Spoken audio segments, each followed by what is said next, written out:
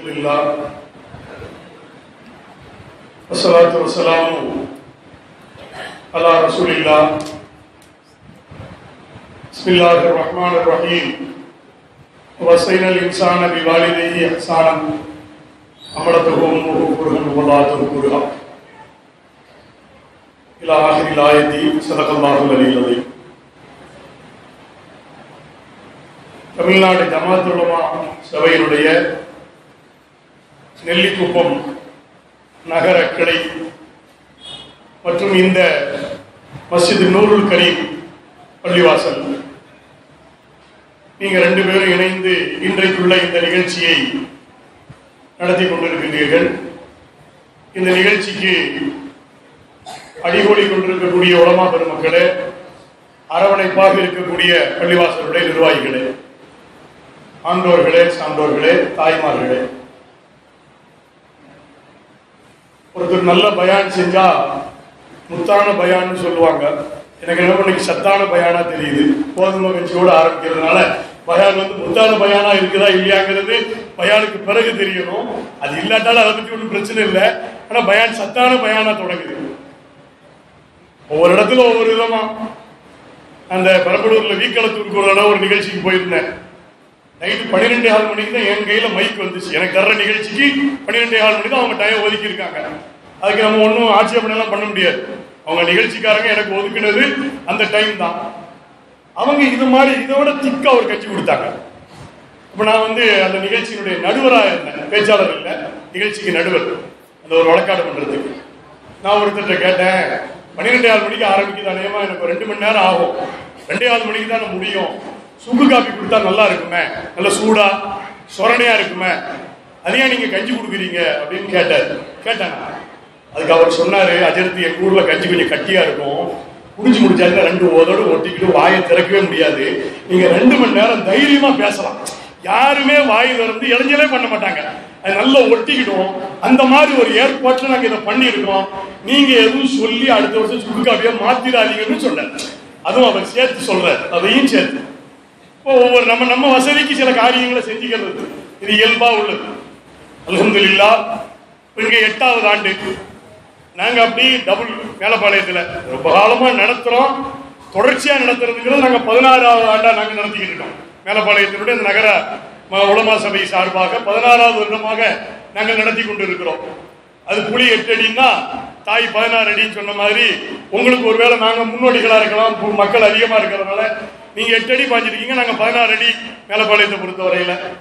அல்ஹம்துலில்லாஹ். எல்லா விஷயங்களும் ஒரு இலக்கை நோக்கி, அது எத்தனை வருடங்கள் அதெல்லாம் முக்கியம். நமக்கு எப்பெல்லாம் சௌரியம் கிடைக்குதோ அப்பவெல்லாம் நம்ம நடத்துகிறோம். எல்லா இடத்திலையும் ஒரே பாயிண்ட் தான் ரொம்ப முக்கியம். ஹுமான் நபி ஸல்லல்லாஹு அலைஹி வஸல்லம் அவர்களுடைய முகப்பத்தும் அவர்களுடைய மகத்துவத்தையும் இந்த சமுதாய மக்களுக்கு மத்தியிலே கொண்டு போய் சேர்க்க வேண்டிய பொறுப்பு நமக்கு இருக்கிறது. சில நேரங்களிலே அந்த மகத்துவம் தடம் மாறுகின்ற சூழ்நிலை வரலாம். அதை வரவிடாம நாம பிளாக் பண்ணணும் அப்படின்னு சொன்னா, தொடர்ச்சியா நாம் இதை நடத்தி கொண்டிருந்தோம் என்றால் எந்த இடத்திலுமே எந்த கட்டத்திலும் இதற்கு எந்த விதமான பிசிறும் வராமல் காப்பாற்றப்படும் என்பதை நாம் இங்கே மனதிலே ஆழமாக பதித்துக் கொள்ள கடமைப்பட்டிருக்கின்றோம். வேற மற்ற வகையில் அந்த மகத்துவத்தை கெடுக்கக்கூடிய காரியங்களுக்கு பதில் சொல்ல வேண்டிய தேவையே நமக்கு இல்லை. ரசூலுல்லாஹுடைய விழாக்களை நாம் தொடர்ச்சியாக நடத்தி கொண்டிருந்தோம் என்றால் அது பகலவனை கண்ட பணி போல் என்று சொல்வது போன்று பெருமானாருடைய முகப்பத், பெருமானாருடைய மகத்துவம், அது மக்களிடத்திலே ஏற்படுத்துகின்ற அந்த மன மகிழ்ச்சியிலே மனமாச்சரியங்கள் எல்லாம் தவிடுபடியா ஓடிவிடும் என்பதிலே சந்தேகமே இல்லை. எல்லாம் அல்லாஹ் ஜல்ல ஷானஹு தஆலா இந்த காரியத்திலும் அந்த இஹ்லாஸையும் பெருமானாருடைய முகப்பத்தையும் நம்ம எல்லோருக்கும் அல்லாஹ் தந்தல் புரிவானாக. அல்ஹம்துலில்லாஹ். உறவை ரசூலுல்லாஹி ஸல்லல்லாஹு அலைஹி வஸல்லம் அவர்கள் எப்படி பேணினார்கள்?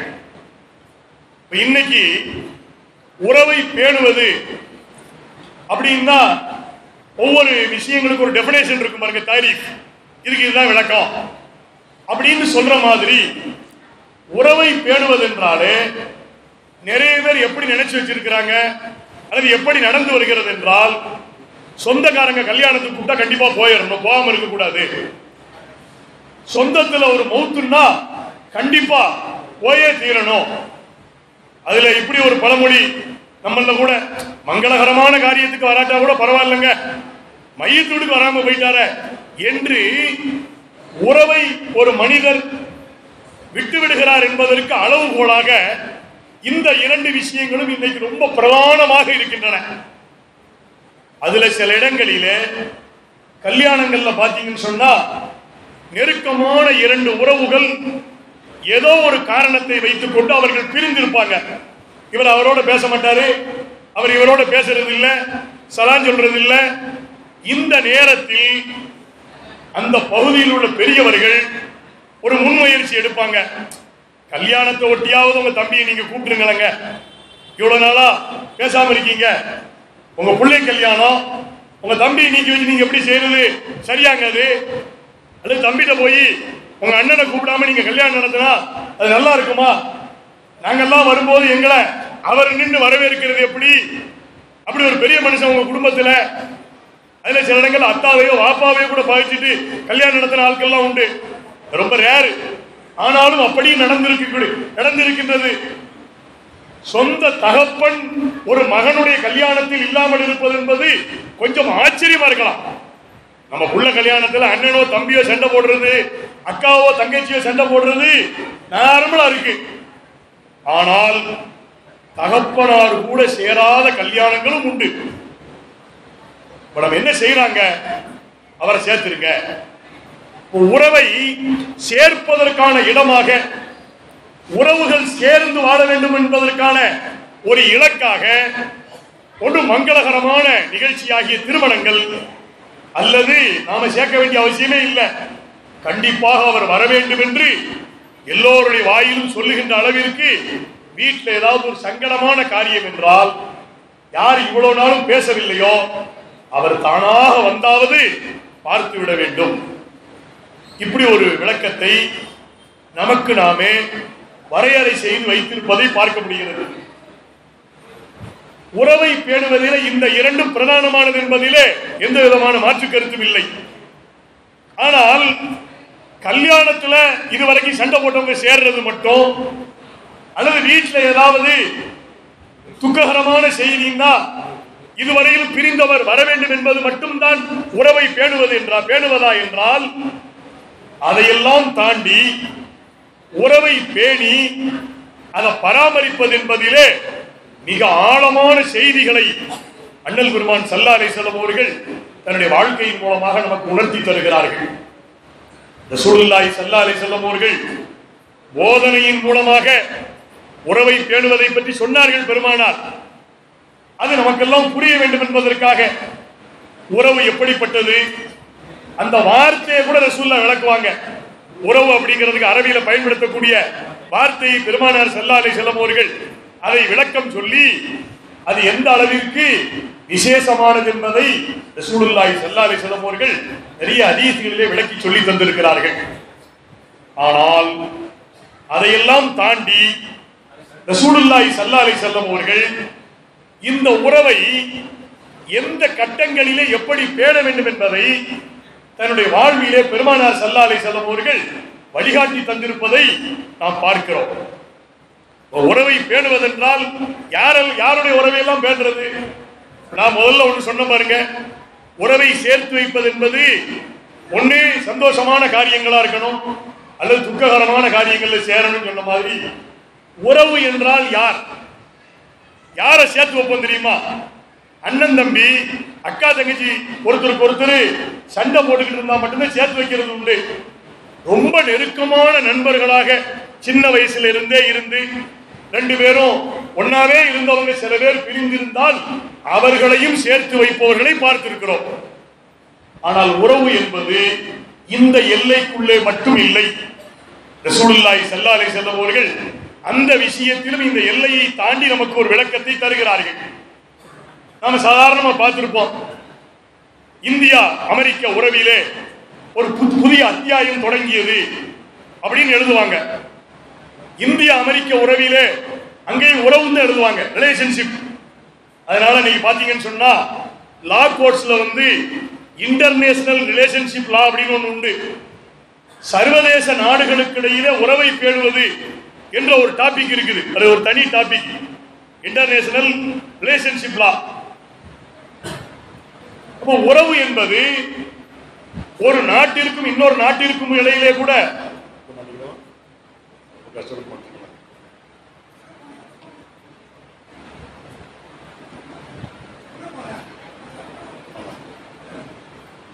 நெருங்கி வந்துருக்கலாம். பின்னாடி வர்றவங்க தாண்டாம சொல்றாங்க தான், தோடை தாண்டி தாண்டி சும்மாவோட நீங்க போனீங்கன்னு சொன்னா அது நல்லது இல்லை. தாண்டி வர்ற ஒரு தப்புனா தாண்டதுக்கு நம்ம இடம் கொடுக்கறது அதோட பெரிய அதை தெரிஞ்சு வந்திருக்கு சார்.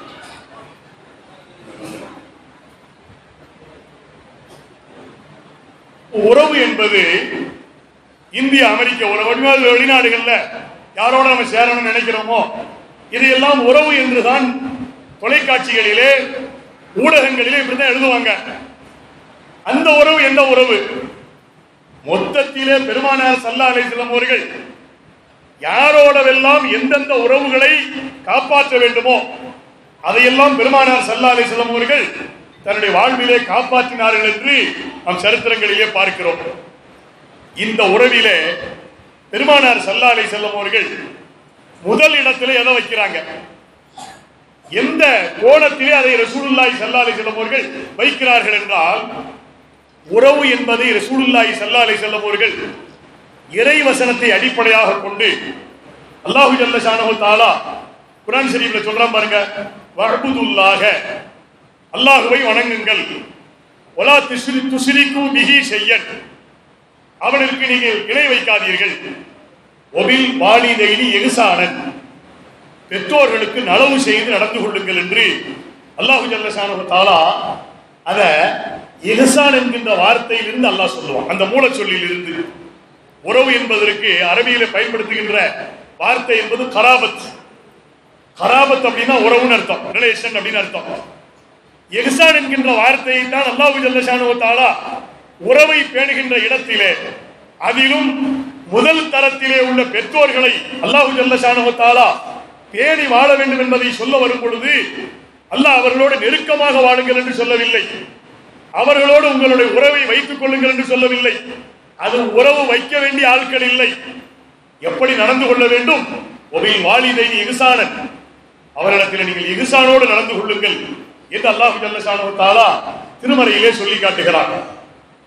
இஹ்சான்னா என்ன அர்த்தம் அப்படின்னா, அதுக்கு நிறைய திருக்குர்ஆன் ஷரீஃபினுடைய தஃப்சீர்களிலே நிறைய எழுதுவார்கள். சாதாரணமா இஹ்சான் என்றால் ஒருத்தருக்கு உபகாரமா நடந்து கொள்வதற்கு பெயர் இஹ்சான் அப்படின்னு சாதாரணமா சொல்லப்படும். இஹ்சான் அஹ்சின் கமா அஹ்ஸன அல்லாஹு இலைக்க, அல்லாஹ் இன்னொரு வசனத்துல சொல்லுவான், அல்லாஹு ஜல்ல ஷானஹு தஆலா உனக்கு எப்படி உபகாரம் செய்தானோ அதுபோன்று நீ மற்றவர்களுக்கு உபகாரம் செய்து வாழ்வாயாக என்று நம்மை பார்த்து அல்லாஹு ஜல்ல ஷானஹு தஆலா அங்கேயும் இதே டேம் தான் அல்லாஹ் பயன்படுத்துறான். இந்த டேம் இஹ்சான்ங்கிற இந்த டேம் இருக்கிறது, இதை அல்லாஹு ஜல்ல ஷானஹு தஆலா ஒருவரோடு நாம் இணங்கி வாழ்வதற்கான விளக்கங்களை அல்லாஹு ஜல்ல ஷானஹு தஆலா இந்த வார்த்தை கொண்டுதான் அல்லாஹ் சொல்லுகிறான்.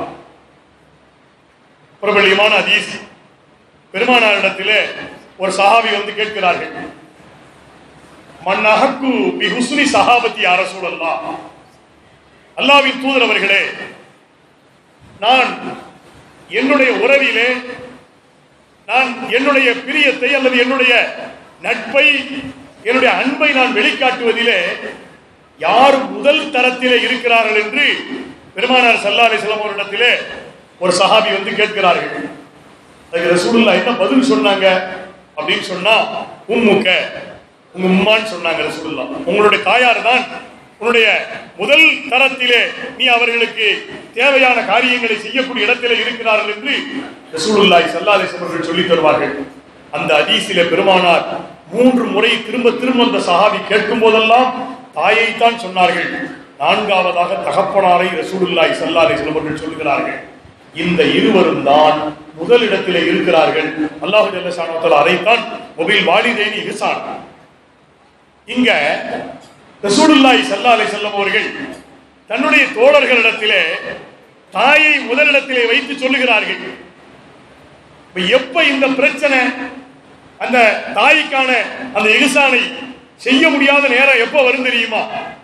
பெரும்பாலும் திருமண உறவிற்கு பிறகுதான் தாய்க்கு செய்ய வேண்டிய அல்லது தகப்பனாருக்கு செய்ய வேண்டிய இந்த இஹ்சானிலே நம்மிடத்திலே கோளாறோ அல்லது குறைபாடோ அந்த கட்டத்திலே தான் வரும்.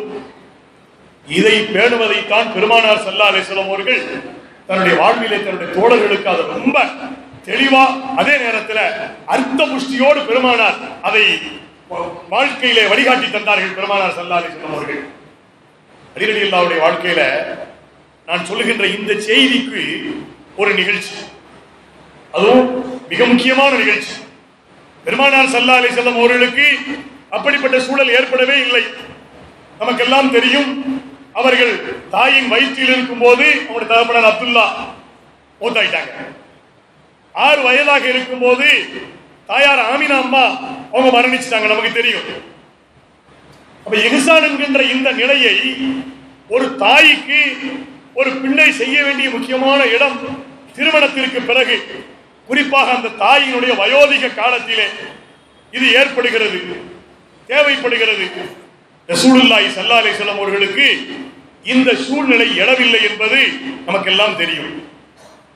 அலி ரலியல்லாஹுவுக்கு ஏற்படுது. எப்படி ஏற்படுகிறது? அலி ரலியல்லாஹுடைய தாயார் ஃபாத்திமா பின்த் அஸத் ரலியல்லாஹு தஆலா அன்ஹா அவர்கள் அபூ தாலிபுடைய மனைவி. பெருமானார் ஸல்லல்லாஹு அலைஹி வஸல்லம் அவர்களுக்கும் தாய்க்கு அடுத்து அபூ தாலிபுடைய மனைவியாகி இந்த ஃபாத்திமா பின்த் அஸத் அவர்கள் தான் பெருமானாருக்கும் தாய். நான் இடையில ஒரு செய்தி சொல்றேன். ரசூலுல்லாஹ் அந்த தாய்க்கு எவ்வளவு பெரிய மரியாதை செலுத்தினார்கள். தன்னுடைய தாயினுடைய இடத்திலே அவர்களுடைய மரண நேரத்தில் ரசூலுல்லாஹ் எப்படி நடந்து கொண்டார்கள் என்பதற்கு வரலாற்று செய்திகளை நான் இடையில இன்ஷா அல்லாஹ் ஞாபகப்படுத்துகிறேன். இங்கே நான் ஒரு செய்தியை தொட்டேன். இஹ்சானை அல்லாஹ் சொல்லுகிறான் பெற்றோர்களுக்கு, குறிப்பாக தாய்க்கு. அந்த இஹ்சான்ல எப்ப நம்ம கோட்டை விடுறோம் நம்மை பொறுத்தவரையிலே என்றால் திருமணத்திற்கு பிறகு என்று சொன்னேன். அப்போது தாய்க்கு வயதாகி விடுகிறது. என்ன பிரச்சனை வருது அப்படின்னு சொன்னா, வீட்டு வேலையை தாய் செய்கிறதா மனைவி செய்கிறதா அப்படிங்கிறது தான் பிரச்சனை. எங்க ஊர்ல ஒரு ஆளு பொண்டாட்டிய வேண்டான்னு சொன்னார். எங்களுக்கு ரொம்ப வேண்டிய ஆளு, ரொம்ப வயசு கூண்டவர். அந்த அம்மாட்ட கேட்டோம், வேண்டான்னு சொல்றோம். அந்த அம்மா இவரை வேண்டான்னு சொல்ற அளவுக்கு போயிடுச்சு. அது நாங்க பேச வேண்டிய சூழ்நிலை வந்துச்சு. அப்போலாம் எனக்கு ரொம்ப, இதோட நான் 20 வருஷத்துக்கு முன்னாடி சொல்றேன், இந்த மாதிரி பஞ்சாயத்து பேசுற அளவுக்கு பக்குவமுள்ள வயசு இல்லை. அந்த அம்மாட்ட கேட்டோம், என்னமா பிரச்சனைன்னு கேட்டோம். ஒரு ஆச்சரியமான செய்தி அந்த அம்மா சொல்லிச்சு. என்னத்தை வாங்கி, எங்க ஊர் பாஷையில என்னத்தை வாங்கிட்டு வந்தாலும் அவங்க அம்மா கையில கொண்டு போய் தான் கொடுக்குறாரு, அவங்க தாயார் கையில கொடுக்குறாரு. அவர் அப்படி என்னது, அவர் சும்மாதான வேலை தான் பாக்குறாரு. பீடி கம்பெனில சாதாரண ஒரு வேலை செய்யறாரு. அவருக்குலாம் அந்த நேரத்தில் மிஞ்சி போனா மாசம் 1000 ரூபாய் கூட சம்பளம் இருக்காது. 20 வருஷத்துக்கு முன்னாடி சொல்றேன். இப்ப 5000 ரூபாய் 6000 ரூபாய் கொடுப்பாங்க. ரொம்ப நார்மலாக சம்பாதிப்பாங்க சில பேர். பீடி கம்பெனில அடிமட்ட தொழிலாளியாக வேலை பார்க்கக்கூடியவர் ஒரு 1000 ரூபாய் சம்பாதிப்பாரு. இந்த இடத்துல அந்த அம்மா என்ன சொல்றது, எதை வாங்கிட்டு வந்தாலும் அவங்க அம்மா கையில கொண்டு போய் தான் கொடுக்குது.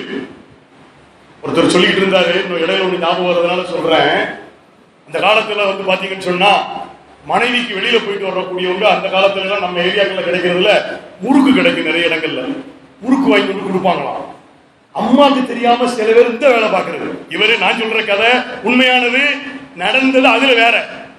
நார்மலா எல்லா இடத்துலயும் பிரச்சனை வர்றது, மனைவிக்கு ஏதாவது பண்டம் வாங்கி கொண்டு போய் கொடுத்தா, அதுல நிறைய ஊர்கள்ல அந்த காலத்துல கிராமங்கள்ல முறுக்கு கிடைக்கும். முறுக்க வாங்கி கொண்டு கொடுத்தாச்சு அப்படின்னு சொன்னா, இப்ப மாதிரி பெரிய வீடெல்லாம் நம்ம கட்டுறது இல்லை. அந்த காலத்துல சாதாரணமா ஒரு வீட்டுல ஒரு கார்ட்போர்ட் சீட்டை வச்சுதான் அவருக்கு ரூம் அடைச்சு கொடுத்துருப்பாங்க. இவர் பஞ்சாதி கருப்புன்னு முறுக்க கடிச்சு சாப்பிடுறது இந்த அம்மா காதுல விழுந்து, என்ன பையன் நம்ம ஊரு பாஷையில சொல்லதா இருந்தா, இந்த பையன் இப்படி செய்யறானே, நான் 30 வருஷமா தோல்ல போட்டு வளர்த்தேன், நேற்று வந்தவளுக்கு முறுக்கு வாங்கி கொடுக்கறான், எனக்கு வாங்கி கொடுக்க மாட்டேங்கிறானே அப்படின்னு சொன்ன உடனே இது பிரச்சனையாச்சு. ஒரு ஆள் அதோட ஐடியா கொடுத்துருக்கிறான், நம்ம முறுக்கு வாங்கி கொடுக்காதீங்க, அல்வா வாங்கி கொடுத்துட்டு போயிருங்க, அது சவுத்தி சாப்பிட்டா தெரியவே தெரியாது. அல்வா கொடுக்கறதுங்கிறது எங்க இருந்து வந்துச்சுங்கிறதுக்கு அவர் இதை விளக்கம் சொன்னார். இது ஒரு கதை அல்லது நமக்கு சும்மா உற்சாகத்துக்கு சொல்றதுன்னு சொன்னா, கொஞ்சாதி வேண்டான்னு சொல்லுது, எதை வாங்கிட்டு வந்தாலும் அம்மா கையில தான் கொடுக்காரு. அப்படி என்னதம்மா அந்த ஆள் வாங்கிட்டு வந்துச்சாரு. இல்ல எங்க வீட்டுல நைட்ல டெய்லி கறி வைக்க முடியாது, மதியம் கொஞ்சம் வாங்குவோம், அது மதியத்தோட சரியாயிரும், நைட்ல அங்க மேலப்பாளையத்தினுடைய பழக்கத்துல காராச்சேவு வாங்கி அதை ரசத்தை ஊத்தி சாப்பிட்டுருவாங்க. அசரத்துல கேட்டு பாருங்க, ரொம்ப எளிமையா இரவு சாப்பாடு சாப்பிடுற ஊர்கள்ல எங்க மேலப்பாளையம் ஒன்று. அல்லது 4 ரூபாய்க்கு ஒரு வடை கிடைக்கும், கறி வடைன்னு ஒண்ணு கிடைக்கும், அதை வாங்கி சாப்பிட்டுருவாங்க. இவர் என்ன வாங்கிட்டு வர்றாருன்னு கேட்டா ஒரு 50 மிச்சரை வாங்கிட்டு வர்றாரு. அவ அம்மா, அவரு, அவ ஒய்ஃப் 3 பேர் அந்த 50 மிச்சரை நைட் சாப்பாட்டுக்கு தொடக்கரியா வச்சு சாப்பிடுறாங்க. இது அவர் என்ன பண்றாரு, பள்ளியாசல இருந்து நேர்ச்சி கொடுக்குறோம்னு வச்சுக்கோங்களேன், நேர்ச்சியை கொண்டு வீட்டில் இருக்கிற பெரிய ஆள் கையில கொடுக்கறது நியாயம். அது மாதிரி ஒரு 50 மிச்சரை அம்மா கையில கொடுத்தத அந்த அம்மா பெரிய விவகாரம் ஆக்கிடுச்சு, பஞ்சாயத்துக்கே வந்துடுச்சு. நாங்களும் என்னமோ 2 கிலோ 3 கிலோ வாங்கி கொடுத்துட்டாருன்னு பார்த்தா வேற ஏதோ பெரிய சேலைய, ஒரு 1000 ரூபாய் சேலைய அம்மாவுக்கு வாங்கி கொடுத்துட்டாருன்னு பார்த்தா பிரச்சனை எங்க நிற்கிது, 50 கிராம் மிச்சர்ல தான் நிற்கிது. அடிநடி எல்லாம் கல்யாணம் ஆக போகுது விஷயத்துக்கு வாங்க. ரசூலுல்லாஹி ஸல்லல்லாஹு அலைஹி வஸல்லம் அவர்கள் இஹ்சான், தன்னுடைய தாய்க்கு வயோதிக காலத்தில் மனைவி வந்ததற்கு பிறகு செய்ய வேண்டிய இஹ்சானை ரசூலுல்லாஹி ஸல்லல்லாஹு அலைஹி வஸல்லம் அவர்கள் எப்படி கற்றுக் கொடுக்கிறார்கள். அந்த மாதிரி ஒரு பிரச்சனை பெருமானார் ஸல்லல்லாஹு அலைஹி வஸல்லம் அவர்களுக்கு நேரடியாக வரவில்லை, ஆனால் அலி ரலியல்லாஹுக்கு ஏற்படுகிறது. அலி ரலியல்லாஹுக்கு ஏற்பட்டால் யாருக்கும் சேர்த்து நினைக்கிறீங்க சொல்லுங்க, யாராவது ஒருத்தர் சொல்லுங்களேன். ரசூலுல்லாஹ் தானே. ஏன்னா அலி ரலியல்லாஹுக்கு யாரை கட்டி வச்சிருந்துச்சு, ஃபாத்திமா நாயகி ரலியல்லாஹுவை கட்டிருச்சு. அலி ரலியல்லாஹ் அவங்க அம்மா ஃபாத்திமா பின்த் அஸத் ரலியல்லாஹு தஆலா அன்ஹா அபூ தாலிபுடைய மரணத்திற்கு பிறகு அவர்கள் இஸ்லாத்தை ஏற்றுக்கொண்டார்கள். ஆரம்பத்தில் இருந்து பெருமானாரோடு தான் அவர்கள் இருந்தார்கள். ஆனாலும் கூட தன்னுடைய கணவனுக்காக வேண்டி தன்னுடைய ஈமானை அவர்கள் கொஞ்சம் அமுக்கி வச்சுக்கிட்டாங்கன்னு வரலாற்றில் எழுதுறாங்க. வெளிப்படுத்தியது என்பது அதுஹரத் ஃபாத்திமத்து பின்த் அஸத் பாத வஃபாத்தி ஸௌஜிஹா. ஃபாத்திமா பின்த் அஸத் ரலியல்லாஹ் தன்னுடைய இஸ்லாத்தை வெளிப்படுத்தியது அபூ தாலிப் அவர்கள் மரணித்ததற்கு பிறகு என்று சில வரலாற்றுகளில் எழுதுகிறார்கள். அவங்களுக்கு தன்னுடைய புள்ள முஹம்மது ஸல்லல்லாஹு அலைஹி வஸல்லம் அவர்கள் சொல்றது உண்மைன்னு தெரியுது, அபூ தாலிப் அவர்களுக்கும் தெரிஞ்சது. ஃபாத்திமா பின்த் அஸத் ரலியல்லாஹ் வெளிப்படுத்தாம வச்சிருந்தாங்க. அபூ தாலிபும் ஊருக்காகத்தான் அதை சொல்லாம இருந்தாங்க, உள்ளுக்குள்ள அவர்களுக்கு நம்பிக்கை இருந்தது. இவங்க இஸ்லாத்தை ஏத்தாச்சு, மதீனாவுக்கு ஹிஜ்ரத் செய்து வந்துட்டாங்க. 2வது வருஷத்துல பத்ர் போர் நடக்குது.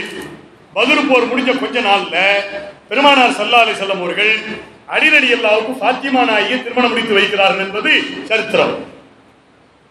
இந்த இடத்துல அலி ரலியல்லாஹு அந்த இஹ்சானை எப்படி டேக்கிள் பண்றாங்க, இங்கேயும் ஃபாத்திமா அங்கேயும் ஃபாத்திமா. என்னது, அம்மாவும் ஃபாத்திமா மனைவியும் ஃபாத்திமா தான். நார்மலா பாத்தீங்கன்னு சொன்னா 2 ஒரே பேர் ஆயிடுச்சு. இது ஃபாத்திமத்து பின்த் முஹம்மது ஸல்லல்லாஹு அலைஹி வஸல்லம், அது ஃபாத்திமா பின்த் அஸத் ரலியல்லாஹு தஆலா அன்ஹா. நேரா அவங்க அம்மாட்ட போனாங்க. அவங்க அம்மாவுக்கு ரொம்ப சந்தோஷம். இப்ப ஃபாத்திமா பின்த் அஸத் ரலியல்லாஹு பெருமானாருக்கு 6 வயதில் இருந்து அவர்களை வளர்த்து ஆளாக்கிய தாயாக இருந்தார்கள்.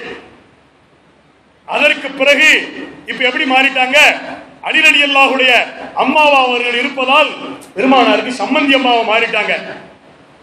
ஃபாத்திமாவை அவர்களுக்கு திருமணம் முடித்து கொடுக்கும் பொழுது இந்த ஃபாத்திமா நல்லா வாழணும், அதே நேரத்தில் அந்த ஃபாத்திமா அம்மையார் ஃபாத்திமத்து பின்த் அஸத் அவர்கள் எந்த வகையிலும் மனதளவிலே அவர்கள் பெருமானாருக்கு மீது வருத்தப்படக்கூடிய அளவிற்குள்ள சூழ்நிலை வரக்கூடாது. அலி ரலியல்லாஹு என்ன பண்றாங்கன்னு பாக்குறாங்க ரசூலுல்லாஹ். தேவைப்பட்டா அவர்களுக்கு ஐடியா சொல்லணும்னு நினைக்கிறாங்க. அலி ரலியல்லாஹு நேரா அவங்க அம்மாட்ட வந்தாங்களாம்.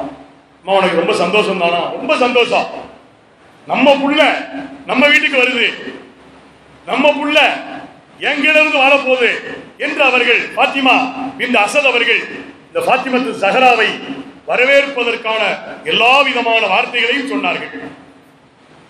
கல்யாணம் நடந்து முடிஞ்சிருச்சு.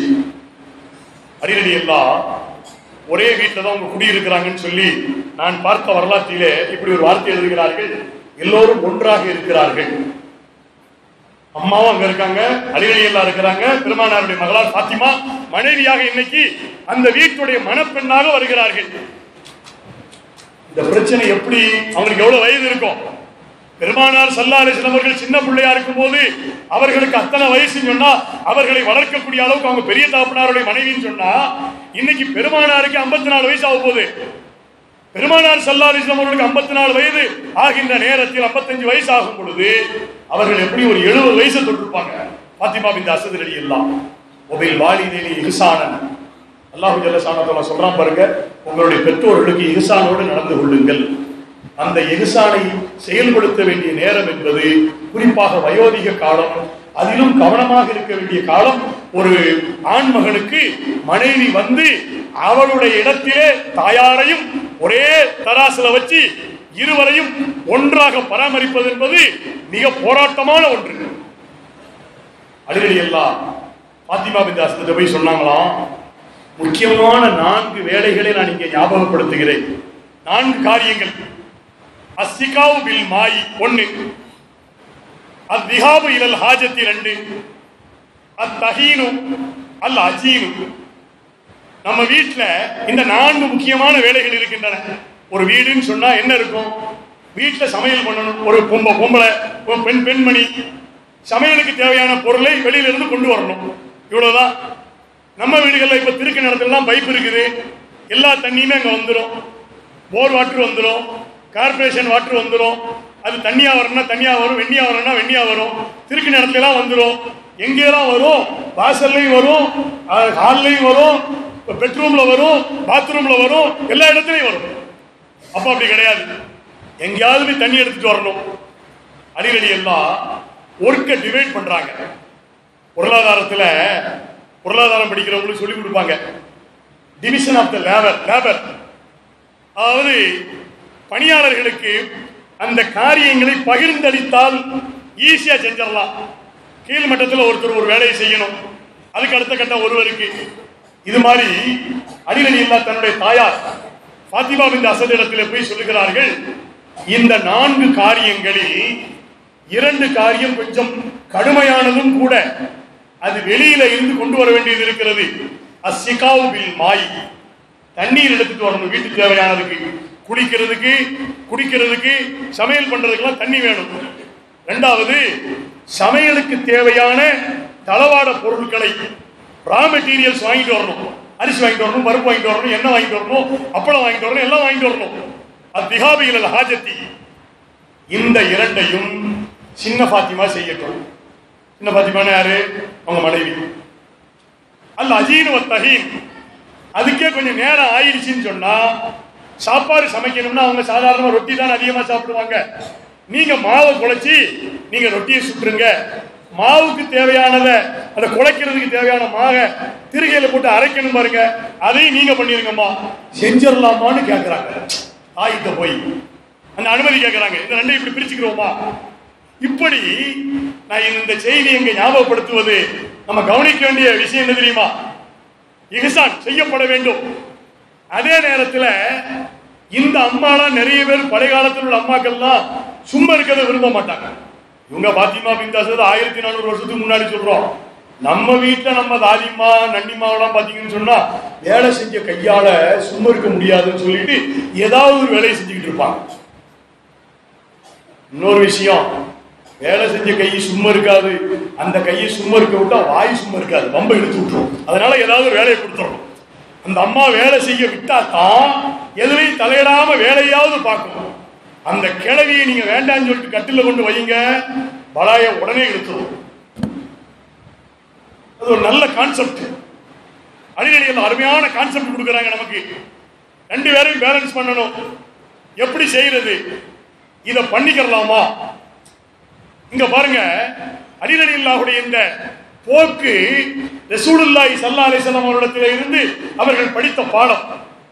13 வயதிலே பெருமானார் ஸல்லல்லாஹு அலைஹி வஸல்லம் அவர்கள் எனக்கு இந்த தீனுக்கு உதவுவது யார் என்று கேட்கும் பொழுது, அந்த மக்களிலே பலர் அமைதியாக இருக்கும் போது, அல்லாஹ்வின் தூதர் அவர்களே உங்களுக்கு உதவியாக நான் இருக்கிறேன் என்று கிளம்பினார்களே, அன்றிலிருந்து பெருமானாரோடு அடிகளை படுகளையாக இணைந்த அலி ரலியல்லாஹு இப்பொழுது ரசூலுல்லாஹி ஸல்லல்லாஹு அலைஹி வஸல்லம் அவர்களிடத்திலே படித்த பாடத்தை மிக அழகாக நினைவூட்டுகிறார்கள். இங்கே ஒரு பக்கத்திலே பாத்திமா அவர்களுக்கு, பாத்திமா பின்த் அஸ்த் அவர்களுக்கு இவர்கள் பேத்திதான், மகனுடைய பிள்ளைதான். ஆனாலும் கூட இப்ப மாமியார் மருமகள் ஆயிடுறாங்க 2 பேரும். மாமியார் மருமகளாக வரும் பொழுது எல்லாமே பிரச்சனையாக இருக்கும். இங்க கூட மேல தாய்மார்கள் உட்கார்ந்து கேட்கிற மாதிரி சொன்னாங்க, மாமியார் மருமகள் பிரச்சனைக்கு இன்னைக்கு நம்ம புதுசா தேட வேண்டிய அவசியம் இல்லை. இன்னைக்கு எல்லாரும் பார்க்கக்கூடிய அத்தனை சேனல்லையும் அத்தனை தொடர்லையும் அவ்வளவு பிரச்சனையும் வந்துடும். நாங்க பட்டிமன்றத்தில் அந்த காலத்தில் அடிக்கடி ஒரு உதாரணம் சொல்றது, அதையெல்லாம் தாண்டி இப்ப எங்கேயோ போகுது. ஒரு வீட்டில் ஒரு மாமியார் மூத்தா போயிட்டாங்க அப்படின்னு ஒரு உதாரணம் சொல்லுவோம். மாமியார் மூத்தா போயிட்டாங்கன்னு எல்லாரும் விசாரிக்க வந்திருக்கிறாங்க. மருமகளுக்கு தோழியும் விசாரிக்க வந்திருக்காங்க. ஒரு வீட்டில் எப்படிமா உங்க மாமியார் செத்தாங்க மூத்தா போனாங்கன்னு மருமகிட்ட போய் கேட்டிருக்காங்க. ஒன்னும் இல்லடி, வீட்டுக்கு பின்னாடி கொல்லப்புறத்துல ஒரு கிணறு கிடக்குது, இந்த கிணறு கிணத்து பக்கத்துல போயிடுச்சு. அப்படியா? போய் என்னாச்சு? செத்துட்டாங்க உள்ள விடு. அந்த அம்மா பெருமூச்சு விட்டு, எங்க வீட்லயும் கிணறு இருக்கதான் செய்யுது, எங்க வீட்லயும் கிளவி இருக்கதான் செய்யறா, ஒரு நாளாவது கொள்ள பக்கம் போகவே மாட்டேங்கிறாங்களா அந்த கிளவி. அதுக்கு இந்த மருமக்கள் மெதுவா அவளை காதுல எடுத்து சொன்னா, அவங்களா போக மாட்டாங்க, அவங்க போகும்போது நாம தான் பின்னால போய். இது என்ன, இது இந்த கான்செப்ட் எங்க இருந்து படிக்கிறது நம்ம? இது பிரச்சனை முத்துறது. சொல்றோம் பாருங்க, கை சும்மா இருக்காது, வாய் சும்மா இருக்காது, இதெல்லாம் கோளாறுல கொண்டு போய் விட்டுரும். அடிநடி எல்லாம் நம்ம கொடுத்த கான்செப்ட். பெருமானார் ஸல்லல்லாஹு அலைஹி வஸல்லம் அவர்கள் ஒரு உறவிலே இரண்டையும் எப்படி பேலன்ஸ் பண்றது, இது ஒரு கட்டம். அதே மாதிரி பெருமானாருடைய வாழ்க்கையிலே மனைவி இடத்துல இந்த மாதிரி ஒரு பிரச்சனைகளை எப்படி ஹேண்டில் பண்றதுங்கிறதுக்கு ரசூலுல்லாஹி ஸல்லல்லாஹு அலைஹி வஸல்லம் அவர்கள் சொல்லி தருகின்ற வழிமுறை. அத வாயால சொல்லல, அதான் பெருமானாருடைய தோழர் அடிநடி எல்லாம் வாயால சொல்லவில்லை. தன்னுடைய தாயிடத்திலே வீட்டின் வேலைகளை இப்படி பகிர்ந்து கொள்ளலாமா என்று அவர்கள் கேட்கிறார்களே, அங்கேயே நமக்கு தேவையான எல்லா விதமான வாழ்க்கை அம்சங்களும் அடங்கி இருக்கின்றன. இது பெற்றோர்களுக்கு ஒரு சாம்பிள். கணவன் மனைவியா இருக்கும்போது எப்படி நடந்து கொள்றது, அதுவும் முக்கியமான பிரச்சனைகள்ல ஆலோசனை செய்து நடந்து கொள்றது, மஸ்வரா மனைவி இடத்துல கேட்கிறது. சில பேரு அவங்க கொஞ்சம் ஊர்ல கெத்தா இருப்பாங்க, சமுதாயத்தில் அவர் முக்கியமான போஸ்டிங்ல இருப்பாரு, ஜமாத்துல தலைவரா இருப்பாரு. இதுல ரெண்டு விதம் பார்த்திருக்கோம். இதே கெத்துல வீட்டுக்கு போறவங்களும் இருக்கிறாங்க, அட்டர் சரண்டர் கேஸும் இருக்குது. அதான் இங்க ரொம்ப கெத்தா இருப்பாங்க, அங்க அட்டர் சரண்டருக்கு அர்த்தம் தெரியும் நினைக்கிறேன் உங்களுக்கு. அப்படி சஜிதானா சஜிதா தான், அப்படியே ஆட்கள் இருக்குது. எப்படி இருக்கிறது? ரசூலுல்லாஹி ஸல்லல்லாஹு அலைஹி வஸல்லம் அவர்கள் வாழ்விலே நுபுவத்திற்கு முன்னர் இது மாதிரி ஒரு சந்தர்ப்பத்தை அவர்கள் சந்திக்கிறார்கள். நல்லா கவனிக்கணும், தாய்மார்களும் கவனிச்சுக்கங்க. அப்பொழுது அவர்களுக்கு அவர்களை விட 15 வயது மூத்தவர்களாகிய கதிஜா நாயகி ரலியல்லாஹு மட்டும்தான் மனைவியா இருக்கிறாங்க. அவர்கள் மரணிக்கின்ற வரையில் ரசூலுல்லாஹ் யாரையுமே திருமணம் செய்யல. 3 ஆண் மக்களையும் 4 பெண் மக்களையும் அவர்கள் பெற்றெடுத்தார்கள். ஜைனப், ருக்கையா, உம்மு குல்சூம், ஃபாத்திமா ரலியல்லாஹு அன்ஹுன்ன, இந்த 4 பேரையும் அவர்கள் பெற்றெடுத்தார்கள். இங்கே அவர்கள் எல்லாம் அந்த நேரத்தில் 6 வயசுல 7 வயசுல கல்யாணம் முடிச்சு கொடுத்துருவாங்க. ஆயிஷா நாயியை பத்தி வருதா இல்லையா? பெருமானார் ஸல்லல்லாஹு அலைஹி வஸல்லம் அவர்களுக்கு எனக்கு 6 வயதாக இருக்கும்போது திருமணம் முடித்து வைத்தார்கள். என்னுடைய 9வது வயதில் அவர்களோடு நான் வாழ்க்கையை தொடங்கினேன். எனக்கு 18 வயதாக இருக்கும்போது ரசூலுல்லாஹி ஸல்லல்லாஹு அலைஹி வஸல்லம் அவர்கள் உலகத்தை விட்டு அல்லாஹ்வுடைய நடி சேர்ந்தார்கள் என்று சொல்கிறார்கள். சின்ன வயசுல கல்யாணம் முடிச்சு கொடுப்பாங்க. இங்கே ரசூலுல்லாஹ்வுக்கு நுபுவத் வருவதற்கு முன்பு நடக்கக்கூடிய விஷயம். மூத்த மகன் ஜைனபுக்கு கல்யாணம் முடிக்கணும்னு சொல்லி பெருமானார் ஸல்லல்லாஹு அலைஹி வஸல்லம் அவர்களும் அன்னை கதிஜா நாயகி ரலியல்லாஹு தஆலா அன்ஹா அவர்களும் ஆலோசனை பண்றாங்க. அப்ப இருவருமே கணவன் மனைவி புரிந்துணர்வோடு வாழக்கூடியவர்கள். இன்னும் பெருமானாருக்கு நுபுவத் வரவில்லை, நபியா இல்ல. நபியா இருந்தா அல்லாஹ்வுடைய வஹியோடு உள்ள விஷயங்கள் இருக்கும். ஆனாலும் அதற்கு முன்னரும் கூட அல்லாஹ்வுடைய நேரடி தொடர்பு பெருமானாருக்கு உண்டு. ரசூலுல்லாஹி ஸல்லல்லாஹு அலைஹி வஸல்லம் அவர்கள் தன்னை விட வயதிலே மூத்தவர்கள் மட்டுமல்ல, ரொம்ப எக்ஸ்பீரியன்ஸ், அவங்க மெச்சூரிட்டி. கதிஜா நாயகி ரலியல்லாஹு அன்ஹா நமக்கெல்லாம் தெரிஞ்ச விஷயம். அந்த ஹிரா குகையிலிருந்து அவர்கள் பெருமானார் நடுங்கி வரும்போது கதிஜா நாயகி செஞ்ச 2 காரியங்கள் நமக்கு தெரியுமா இல்லையா? பெருமானாருக்கு அவர்கள் முதலிலே ஆறுதல் சொன்னார்கள். அதற்கு பிறகு யாரை வைத்து ஆறுதல் சொன்னால் இவர்களுக்கு மனதிலே சாந்தம் வருமோ, மனதிலே ஒரு அமைதி வருமோ, அப்படிப்பட்ட வேதங்களை படித்த வரக்கத் இப்னு நௌஃபலை வைத்து ஆறுதல் சொல்ல சொன்னார்கள். அது கதிஜா நாயகியுடைய மெச்சூரிட்டி. இவர்களை வைத்து சொன்னால் பொருத்தமா இருக்கும். அவர் வயதில் ரொம்ப அதிகமானவர், அவர் இஞ்சில் வேதத்தை பின்பற்றிக் கொண்டிருக்கக்கூடியவர், அவருக்கு எல்லாம் தெரியும். அந்த வரக்காவிடத்தில் அழைத்து சென்றார்கள் பெருமானாரை கதிஜா நாயகி ரலியல்லாஹு. கதிஜா நாயகி ரலியல்லாஹுக்கு ஏற்கனவே இந்த மாதிரி நல்ல எல்லா காரியங்களிலும் குறிப்பாக வியாபாரத்திலும் ரொம்ப நுணுக்கமானவர்கள். அதனால்தான் பெருமானாரை அவருடைய 24வது வயதிலே ஷாமுக்கு வியாபாரத்திற்கு அனுப்பினார்கள். மைசரா என்கின்ற அடிமை வந்து பெருமானாருடைய நேர்மையையும் வியாபாரத்திலே அவருடைய டேலண்ட் அந்த தேர்ச்சியையும் அவர்கள் சொன்னதை வைத்துத்தான் இவர்களை மணாளராக நாம் அடைய வேண்டும் என்று அன்னை கதீஜா விரும்பினார்கள் என்று சரித்திரம். இப்ப ஜெய்னபுக்கு கல்யாணம் முடிகிறது. 2 பேரும் மசூரா செய்கிறார்கள். ஜெய்னபை யாருக்கு திருமணம் முடித்து கொடுக்கலாம் என்று அவர்கள் ஆலோசிக்கும் பொழுது கதீஜா நாயகி ரலியல்லாஹு பெருமானாரிடத்தில் ஒரு கோரிக்கை வைக்கிறார்கள். என்னுடைய அன்பு கணவரே, நம் பிள்ளை ஜெய்னபை என்னுடைய சகோதரி மகன் அபுல்லாஸுக்கு திருமணம் முடித்து வைக்கலாம் என்று நான் விரும்புகிறேன் என்று கதீஜா நாயகி ரலியல்லாஹு தஆலா அன்ஹா அவர்கள் தன்னுடைய விருப்பத்தை வெளிப்படுத்துகிறார்கள். ரசூலுல்லாஹி ஸல்லல்லாஹு அலைஹி வஸல்லம் அவர்கள் உடனடியாக சம்மதித்து விட்டார்கள். அபுல்லாஸ் அப்ப இஸ்லாம் வரவில்லை, பெருமானார் நபியாகவில்லை, கதீஜா நாயகி ஈமான் கொள்ளல. அபுல்லாஸ் ரொம்ப பிற்காலத்தில் இஸ்லாத்தை ஏற்றுக்கொண்டாரு.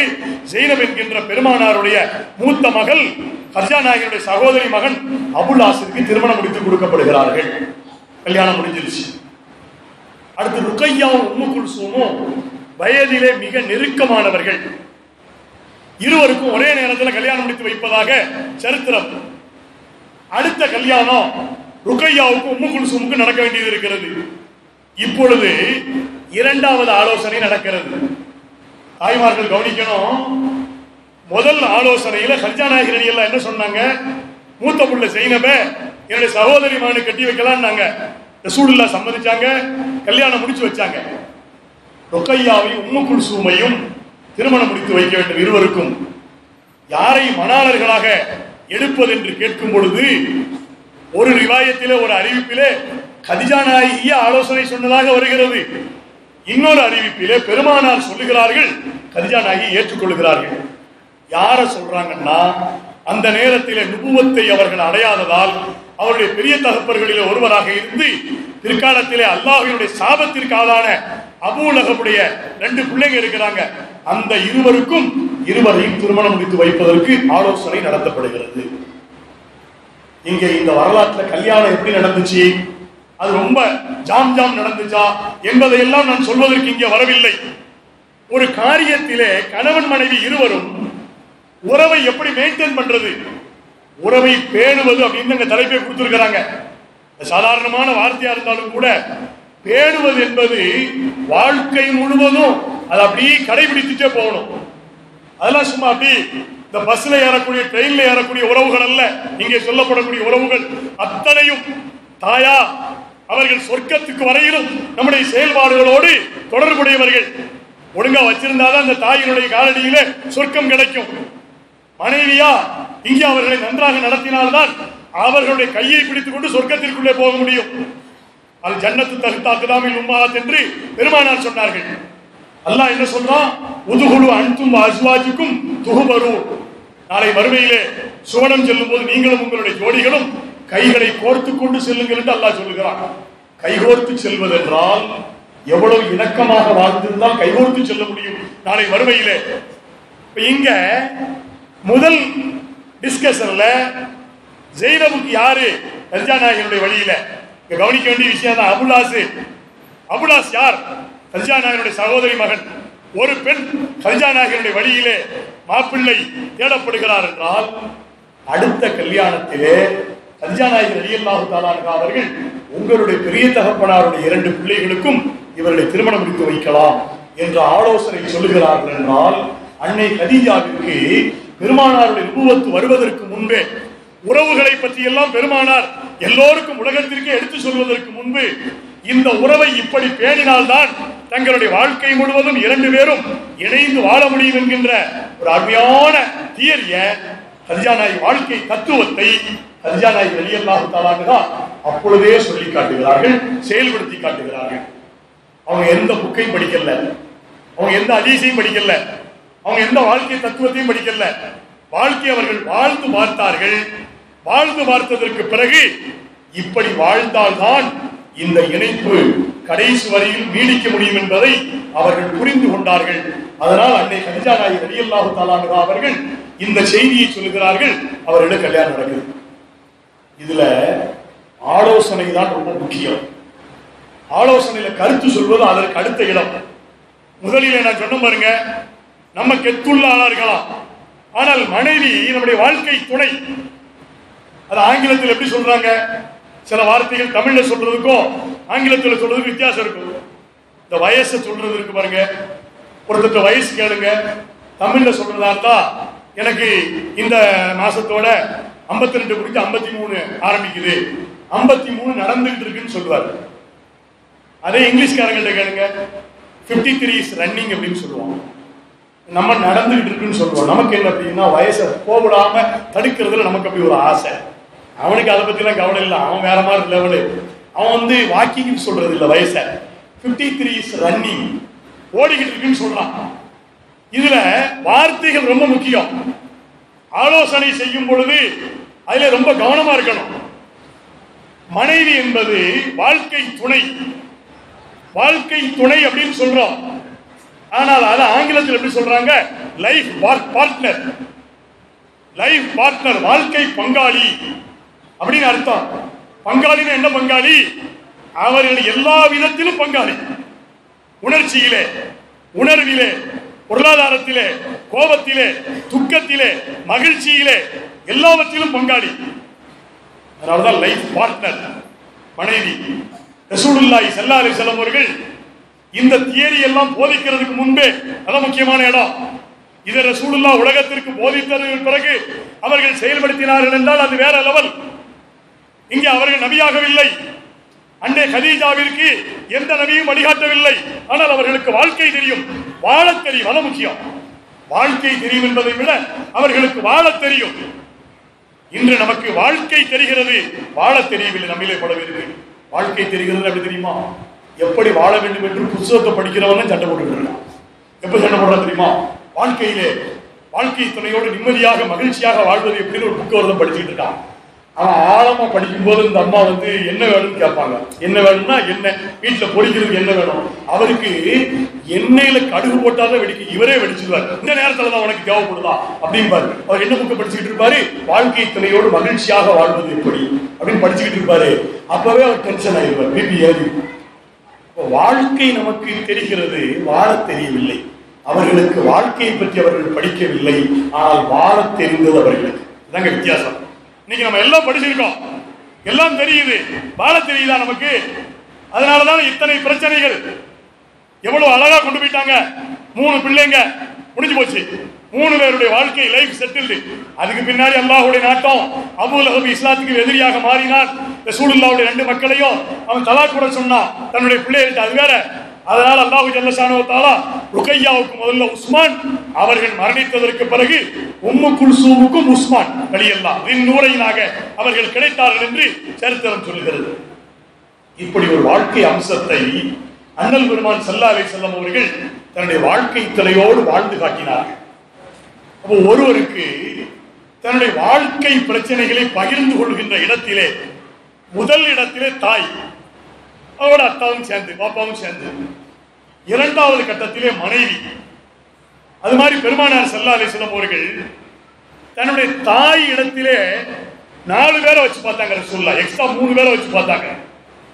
அவங்க அம்மா ஆமினா அம்மையார் 6 வயசுல மௌத்தாயிட்டதுனால பால்குடி தந்த ஹலீமத்து சாதியா, தாய் மரணிக்கும் போது அனாதையாக நின்ற பெருமானாரை, ஆதரவற்று நின்ற பெருமானாரை அபுவா என்கின்ற இடத்திலிருந்து மக்காவிற்கு பாதுகாப்பாக அழைத்து வந்து அந்த வீட்டின் பணிப்பெண்ணாக பெருமானாருடைய தகப்பனார் அப்துல்லாஹுடைய பணிப்பெண்ணாக திகழ்ந்த உம்மு ஐமன் என்கின்ற பரக்கத்து பிந்து சாலபா ரலியல்லாஹு தஆலா அன்ஹா, இவர்களையும் பெருமானார் ஸல்லல்லாஹு அலைஹி வஸல்லம் அவர்கள் தாயினுடைய அந்தஸ்திலே வைத்திருந்தார்கள். 3வதாக ஃபாத்திமா பின்த் அஸத் ரலியல்லாஹு அலிகளில்லாவுடைய தாய், அபூ தாலிபுடைய மனைவியை சொன்ன பாருங்க. இவர்களையும் சேர்த்து ஆமினாவோடு சேர்த்து இந்த 4 பேரையும் பெருமானார் ஸல்லல்லாஹு அலைஹி வஸல்லம் அவர்கள் தாயுடைய இடத்திலேயே வைத்திருந்தார்கள். தாயுடைய அந்தஸ்திலே வச்சிருந்தாங்க, தாயுடைய ஸ்தானத்திலே வச்சிருந்தாங்க. யாரை எந்த இடத்திலையும் எந்த மரியாதை குறைச்சலான வார்த்தைகளோடு பெருமானார் பேசியதே இல்லை. ஏன்னா ஒவ்வொருவரும் பெருமானாருடைய வாழ்க்கையிலே அப்படி முக்கியத்துவமான ஒரு இடத்தை பெறுகிறார்கள் என்று வரலாறு சொல்கிறது. ஹலீமத்து சாதியாக்கு எங்க மரியாதை கொடுக்கணுமோ அங்க, ஃபாத்திமா பின்த் அஸத் ரலியல்லாஹு எங்க மரியாதை கொடுக்கணுமோ அங்க. பரக்கா என்கின்ற ஐமன் ரலியல்லாஹு தஆலா அன்ஹா அவர்களுக்கு எங்கே மரியாதை கொடுக்க வேண்டுமோ அங்கே மரியாதை, எங்கே அவர்களுக்கு தேவையான காரியத்தை செய்ய வேண்டுமோ அங்கே அவர்களுக்கு தேவையான காரியத்தை செய்தார்கள். ஃபாத்திமா பின்த் அஸத் ரலியல்லாஹுடைய தாயார் இன்னொரு ஃபாத்திமாவிற்கு மாமியாராக மாறி வீட்டிலே வாழ்ந்து அவர்கள் மரணிக்கும் நேரம் ஃபாத்திமா பின்த் அஸத் ரலியல்லாஹு பெருமானாருடைய வளர்ப்பு தாய் ரசூலுல்லாஹி ஸல்லல்லாஹு அலைஹி வஸல்லம் அடிக்கடி அவர்களை வந்து சந்திப்பார்கள். ஃபாத்திமா பின்த் அஸத் அவர்களை சந்திப்பார்கள். மரண நேரம் அவர்களை வந்து பெருமானார் ஸல்லல்லாஹு அலைஹி வஸல்லம் சந்திக்கிறார்கள். சந்திக்கும் போது நான் நீண்ட வரலாறு அந்த ஒரு இடத்தை மட்டும் சொல்றேன். ரசூலுல்லாஹி ஸல்லல்லாஹு அலைஹி வஸல்லம் அவர்கள் மரண நேரத்தில் இருக்கக்கூடிய தன்னுடைய வளர்ப்பு தாய் ஃபாத்திமா பின்த் அஸத் ரலியல்லாஹுவை பார்த்து பெருமானார் இப்படி பேசுகிறார்கள். தஜூஇன வ தஷ்பஈனனி, ரசூலுல்லாஹ் சொல்லுகிறார்கள், தாயிரீன வ தக்ஸீனனி. ரசூலுல்லாஹி ஸல்லல்லாஹு அலைஹி வஸல்லம் அவர்கள் ஃபாத்திமா பின்த் அஸத் ரலியல்லாஹு என்கின்ற தன்னை வளர்த்த தாயை பார்த்து என்ன சொல்லுகிறார்கள்? என் தாய் அவர்களே, நீங்கள் என்னை வயிறார உண்ண வைத்து நீங்கள் பசியோடு வாழ்ந்தீர்கள். எனக்கு சிறந்த ஆடைகளை தந்துவிட்டு நீங்கள் சாதாரணமான ஆடைகளை அணிந்து கொண்டீர்கள். அதில் பெருமானார் பயன்படுத்துகின்ற வார்த்தை, எனக்கு நல்ல ஆடைகளை தந்துவிட்டு நீங்கள் ஆடையின் பாகங்கள் கிழிந்து நிர்வாணம் என்று சொல்லக்கூடிய அளவிற்கு உடலின் பாகங்கள் வெளியிலே தெரிகின்ற அளவிற்கு மிக மிக சாதாரணமான ஆடைகளை நீங்கள் அணிந்தீர்கள் என்னுடைய தாயவர்களே என்று ரசூலுல்லாஹி ஸல்லல்லாஹு அலைஹி வஸல்லம் அவர்கள் அங்கே அவர்களை பார்த்து சொல்லுகிறார்கள். கொஞ்ச நேரத்தில் பெருமானாரை பார்த்த கொஞ்ச நேரத்தில் அன்னை ஃபாத்திமா பின்த் அஸத் ரலியல்லாஹுடைய சக்கராத்துடைய நேரம் வந்து அவர்கள் மரணிக்கிறார்கள். இன்னா லில்லாஹி வ இன்னா இலைஹி ராஜிஊன். மரணிச்சார்கள். ரசூலுல்லாஹி ஸல்லல்லாஹு அலைஹி வஸல்லம் அவர்கள் ஃபாத்திமா பின்த் அஸத் ரலியல்லாஹுடைய கபர்ல அவங்க தான் இறங்குறாங்க. அதுக்கு முன்னாடி பெண்களை வைத்து கஃபன் செய்து விட்டு அந்த கஃபனுக்கு மேலே ரசூலுல்லாஹி ஸல்லல்லாஹு அலைஹி வஸல்லம் அவர்கள் ஒரு ரிவாயத்தில் பெருமானார் போட்ட சட்டை கமீஸ் என்று வருகிறது. இன்னொரு அறிவிப்பில் பெருமானாருடைய மேலே கிடந்த ஒரு மேலாடையை அவர்களுக்கு தேவையான அந்த கஃனாடையை போர்த்தியதற்கு பிறகு ரசூலுல்லாஹி ஸல்லல்லாஹு அலைஹி வஸல்லம் அவர்கள் தன் தாய்க்கு அந்த ஆடையை மேலே போர்த்துகிறார்கள். கபருக்குள்ள ரசூலுல்லாஹ் இறங்குறாங்க. இறங்கி அந்த ஜனாசாவை கையில தர்றாங்க. கையில வாங்கி பெருமானார் ஸல்லல்லாஹு அலைஹி வஸல்லம் அவர்கள் கபருக்குள்ளே அவர்கள் தான் உள்ளே வைத்து அடக்கம் செய்கிறார்கள். இந்த காட்சிகளை எல்லாம் சஹாபிகள் அத்தனை பேரும் பார்த்து கொண்டிருக்கிறார்கள். எல்லாம் முடிந்துவிட்டு வந்ததற்கு பிறகு செய்தனா உமர் இப்னு கத்தாப் ரலியல்லாஹு பெருமானாரிடத்தில் கேட்கிறார்கள், அல்லாஹ்வின் தூதர் அவர்களே, வேறு யாருக்கும் நீங்கள் நடந்து கொள்ளாத விதத்திலே இவர்களுடைய விஷயத்தில் நீங்கள் நடந்து கொண்டீர்களே, அவர்களுக்கு தேவையான கஃன் துணி ஒரு பெண்மணிக்கு எவ்வளவு தேவையோ ஒரு ஆணுக்கு எவ்வளவு கஃன் துணி தேவை ஃபிக்ஹ் கிதாப்ல எழுதியிருப்பாங்க, எப்படி எல்லாம் போடணும் என்றெல்லாம் எழுதி நமக்கு சட்டங்களிலே சொல்லி தந்திருப்பார்கள். அது மாதிரி போட்டாச்சு. எக்ஸ்ட்ராவா ஒரு துணி போடுறீங்களே, என்ன காரணம்னு கேட்டேன். கபர்ல இறங்கி நீங்கள் அவர்களை உள்ளே வைத்து நீங்கள் அடக்கினீர்களே, அப்படி அடக்கிட்டு இது தஜா ரசூலுல்லாஹி ஸல்லல்லாஹு அலைஹி வஸல்லம் என்று ஜனாசத்தஹா அவர்கள் பெருமானார் ஸல்லல்லாஹு அலைஹி வஸல்லம் அவர்கள் ஃபாத்திமா ரலியல்லாஹுடைய அந்த ஜனாசாவை அப்படி ஒரு சைடா அப்படி நேரா நம்ம இப்படி வச்சுட்டு கடைசியில் பார்த்தீங்கன்னு சொன்னா அப்படி லைட்டா அந்த உடம்பு அப்படி டர்ன் பண்ணி விடுவோம் பாருங்க, அது கிபிலாவை பார்த்து முகம் இருக்கணும் அப்படிங்கிற ஒரு கான்செப்ட் அப்படி நம்ம செய்யறோம். நார்மலா படுக்கும் போதே நம்ம பகுதிகளில் நாம வந்து வடக்கு திசையிலே தலை வைத்து வலதுபுறமாக படுக்கும்போது ஒருக்கணித்து படுத்தால் நம்முடைய முகம் கிபிலாவை நோக்கி இருக்கும். இது படுக்கிற 5 நிமிஷத்துக்கு தான் இது. அதுக்கு பின்னாடி எப்படி படுப்போம், அது நம்ம எந்த திசையில இருப்போம்னு நமக்கு தெரியாது, அது வேற விஷயம். படுக்கும்போது அப்படி படுக்கணும், ஒது செய்யணும், ஓத வேண்டிய விஷயங்கள் எல்லாம் ஓதணும். இந்த கடை படுக்கிற நேரத்தில் ஓதுகின்ற அவுராதுகளை ரொம்ப ஓத முடியலையா ஒரு ஆயத்தில் குர்சியாவது ஓதிக்கிறணும். ரொம்ப ஓத முடியலையா அல்லாஹ் பிஸ்மிக அமுத்து வாகியாவையாவது சொல்லிக்கிறணும். அதுவும் இல்லாம சும்மா படுக்கிறது இன்னைக்கு பெரும்பாலும் பாத்தீங்கன்னு சொல்லியாச்சுன்னா அழகா ஓடிக்கிட்டு இருக்குது. ஒன்றும் இல்லை, அந்த சும்மா ஒரு விஷயம் சொல்றது கிடையாது. அது எங்க நான் கொண்டு போயிடணும்னு பயப்படுறாரான்னு தெரியும். இதற்கு அழகா ஓடிக்கிட்டு இருக்கு, எவ்வளவு நல்லதுக்கு பயன்படுது. சுபஹானல்லாஹ். இதை வச்சுக்கிட்டு சில பேர் தலைமாட்டில் தலைவாணி இருக்குதோ இல்லையோ, இதை வச்சுக்கிட்டு ஏதோ ஒரு சைடா அப்படி வச்சுக்கிட்டு ஒரு சைடா படுத்தா பறக்கத்துன்னு வருது, அப்படி இப்படி படுக்கிறது, இப்படி வச்சுக்கிட்டே படுக்கிறாங்க. இதெல்லாம் வர்றதுக்கு முன்னாடி நான் ஒரு மதரசால முதல்வரா போய் பணியாற்றிக்கிட்டு இருந்தேன். இந்த மாதிரி போன் அதிகமா வராத காலம், சாதா போன் தான் ஓடிக்கிட்டு இருந்துச்சு. அதுல போய் சில ஃபெசிலிட்டிஸ் வந்த நேரத்தில் எல்லா பயிரோடும் போர்வையை போட்டுட்டு படுப்பான். மூடி போடுவான். என்னடா சின்ன பையன் போரை போட்டு படுக்கலாம் கேட்குதுங்கிறான், நம்மள்ட்ட ஃபேன் கூடுதலாக வேணும்னு கேட்குறான்னு போய் பார்த்தா நான் அவங்கள படுத்ததுக்கு பிறகு ஒரு ரவுண்டு போகிற பழக்கம் வச்சிருக்கேன். 10:30 மணிக்கு படுக்கணும் அப்படின்னு சொன்னால் 12 மணி 11:30 மணிக்கு மேலே நான் ஒரு ரவுண்ட் போடுறது. ஆனால் எல்லா போர்வைக்குள்ளேயுமே மின்மினி பூச்சி மாதிரி உள்ள அப்பா சுவானெல்லாம் நம்ம இந்த லைலத்துல் கத்ர் அன்னைக்கு லைட்லாம் போட்டுருப்போம் பாருங்க, அந்த மாதிரி அவ்வளோ போர்வையும் ஜொலிக்கும். நாங்கள் வேற ஒரு முடிவு எடுத்தோம். நைட்டில் வந்து எல்லாரும் போனை கொண்டு எங்கள் ரூமில் வச்சிடணும், ஆஃபீஸ் ரூமில் வச்சிடணும்னு சொன்னோம். மதரசா ஆஃபீஸ் ரூமில் இது அழகா இருக்கு. ஓதுற ஆட்களுமே இப்படி எப்படி ஆயிட்டாங்க அப்படின்னு சொன்னா, இன்னைக்கு ஓதும் போதே மகரிப் தொழுதுட்டு வாக்கியா சூரா ஓதுறாங்க. பள்ளிவாசல் எவ்வளவு குரான் இருக்குது, இதை ஓபன் பண்ணி தான் ஓதுறாங்க. என்னுடைய கருத்து, இந்த மாதிரி பல பேருடைய கருத்து, குரான் ஷரீஃபை பார்த்து ஓதுவதற்கான வாய்ப்பு கிடைக்காத இடத்திலே மட்டும்தான் செல்போனை பயன்படுத்துறது ஓரளவுக்கு சரின்னு நாங்க நினைக்கிறோம். பள்ளிவாசலுக்கு உள்ளே உட்கார்ந்து செல்போனை பார்த்து வாக்கியா சூரா ஓதுனா 35 நிமிஷம் பயான பதிஞ்சதுக்கு பிறகு இடையில கட்டாவது பார்த்தீங்களா, இப்படி ஏற்படும். நம்ம வாக்கியா சூறாவுல ரிசுக்கு பறக்கத்துக்காக ஓதிக்கிட்டு இருப்போம். அதுல ஓதிக்கிட்டே இருக்கும்போது 2 ருக்கும் முடிஞ்சு 3ஆவது ருக்கு தொடங்கும் போது திடீர்னு ஏதாவது வந்துடலாம். பிரச்சனை எங்க இருந்து வரும், யார்கிட்ட இருந்து வரும்னே தெரியாது. அது பிரச்சனையா வரணும்னு தேவையில்லை, நல்ல செய்தி தான் வரும். அதோட எஞ்சான்னா வந்துடுறேன் அப்படி போயிடுவார், பாக்கி அப்படி கிடக்கும். இதுதான் பிரச்சனை. அப்ப இதுல நம்ம என்ன செய்யணும்?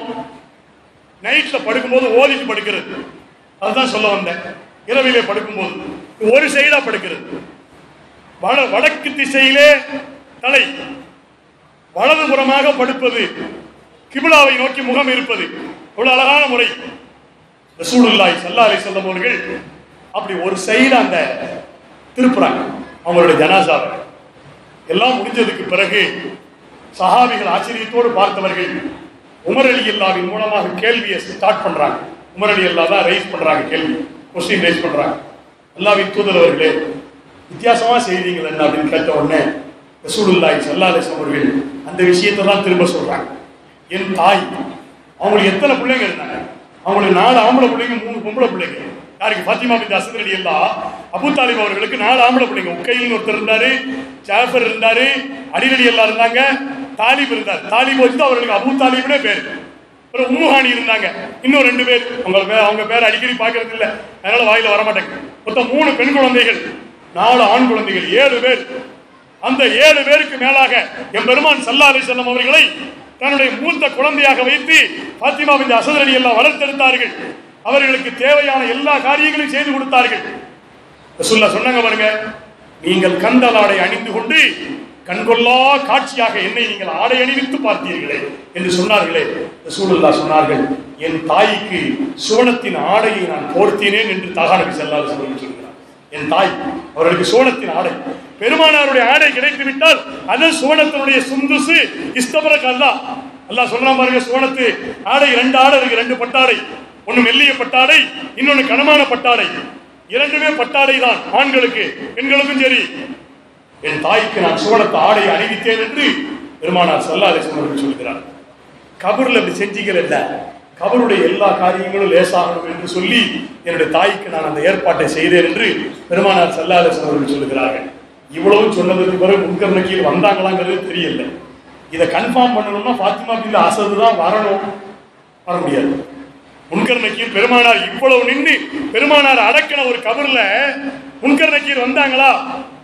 வந்து என்ன கேட்பாங்க நமக்கெல்லாம் தெரியும் பாருங்க. மனித வாழ்க்கையிலே, குறிப்பாக மூமின்களுடைய வாழ்க்கையிலே 3 கேள்விக்கு 2 கேள்வியில கூட எல்லாரும் பாஸ் ஆயிடலாம்.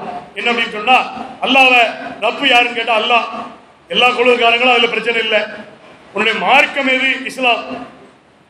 பெருமானாரை காட்டி இவர்களுடைய விஷயத்தில் உன்னுடைய அபிப்பிராயம் என்ன என்று கேட்கும் பொழுது பல பேர் அங்க அவுட் ஆகிறாங்க. காரணம் என்னவென்றால், பெருமானாருக்கு விளக்கம் சொல்ல வரும் பொழுது அவங்களை என்ன வகையில சொல்றதுன்னு தெரியாம நிறைய பேர் அங்க சிரிப்பாயிருக்காங்க. போஸ்ட்மேன் என்று சொன்னவர்கள் எல்லாம் அங்கே தூக்கி எறியப்படுவதை நாம் பார்க்க வேண்டும். ஆனால் நம்மால் அதை பார்க்க முடியாவிட்டாலும் கூட அதுதான் யதார்த்தமான நிலை.